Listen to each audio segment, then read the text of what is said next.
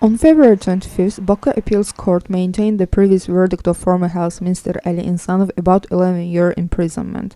The decision was announced in the absence of Insanov. The lawyer noted that the government of Azerbaijan didn't implement the decision of European Court on Human Rights on Insanov. Note that retrial was held due to the decision of European Court on Human Rights issued on March 14, 2013 on violation of Insanov's rights and compensation owed to be paid to him. Insanov was arrested in November 2005 on charge of coup attempt. In April of 2007, he was sentenced to 11 years in prison on charge of taking bribe, abuse of office and some economic crimes. On February 25th, investigative journalist Haji Ismail gave a statement in the Department of Investigating Serious Crimes of Prosecutor General's Office for the fifth time. Upon request of the investigator, her personal computer and email accounts were searched in her presence.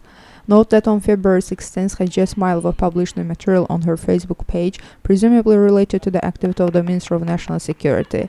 It was about placement of spies into the political parties by MNS. Criminal investigation has been opened into the fact under the Article 284.2 of the Criminal Code, disclosure of state secret which has brought to serious consequences. Center for National and International Studies held a roundtable on the topic of what is priority for the West, democracy or energy interests. Although the event was intended to be held in ISR Plaza, it was refused to rent a room on the pretext of lack of electricity. Due to this, the event was held in the office of Azerbaijan National Committee of Helsinki Citizens Assembly. Note that recently Azerbaijan civil society often faced such excuses. Finding relevant place to hold an event is turning into a problem. A group of parents whose sons died in the army during ceasefire period held a press conference today at the press center of IRFS. They wanted meeting with President Ilham Aliyev. As they said, this meeting is necessitated by the inaccurate investigation of their son's death, concealment of true reasons and removal of their son's internal organs. Beali Azizov, Selbi Novruzova and Kifayet Iskenderova say investigation opened into their son's death and the army is going in the wrong direction. Their objections are ignored by the investigation. They are angry with persecution of ordinary soldiers over the death. According to them, real perpetrators of these crimes are not held to account. Karabakh war veteran Magrur Bedalsoy accuses court bailiffs of trying to defraud his son Zahid Bedalov. My son had a car crash in 2012. His car crashed into two others. We paid to one of them right away, but the other car was insured, so we only paid a fine of 100 manat, said Bedalsoy. But afterwards, bailiffs of Hatay District Court sent a notice to my son, demanding him to pay 3,000 manat for the second car. In April, we received another notice about seizure of my son's car. We sent an inquiry to the court to see if there was a civil lawsuit filed against Zahid.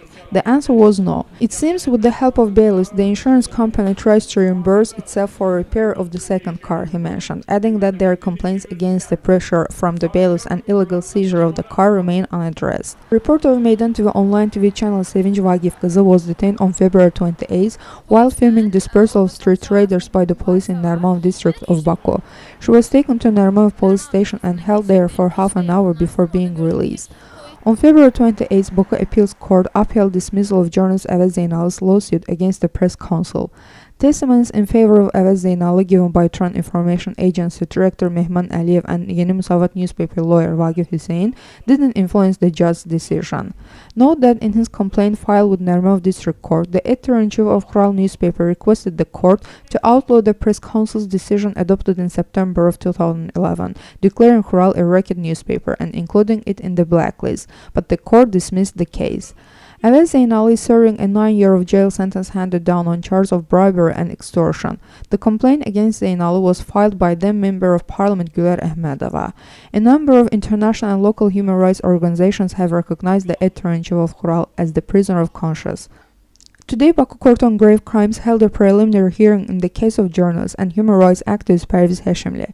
His lawyer Behruz Bayramov says he has not been allowed meeting with Hashimli for 15 days. We didn't have a chance to meet or familiarize ourselves with the case materials, so we haven't been able to prepare a defense strategy, the lawyer noted. The judge postponed the hearing. Parviz Hashimli was arrested on September 17, 2013 in an operation conducted by the Minister of National Security. He is charged with smuggling and illegal possession of firearms. Hashimli rejects the charge, saying that he was arrested because of his journalistic and human rights activity. Amnesty International has recognized him as a prisoner of conscience.